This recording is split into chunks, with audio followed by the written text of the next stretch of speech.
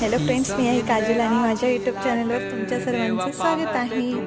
तर आज आहे अनंत चतुर्दशी, गणपती बाप्पांना निरोप देण्याचा दिवस आहे. इकडे त्यासाठी अनन्या रेडी झालेली आहे, तसेच वीर पण रेडी झालेला आहे. इकडे मम्मी आता देवासाठी हार बनवत आहे दुर्गाचा.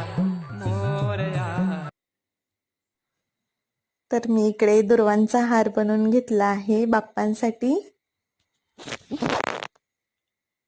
आता आई तो हार बाप्पांना घालत आहे.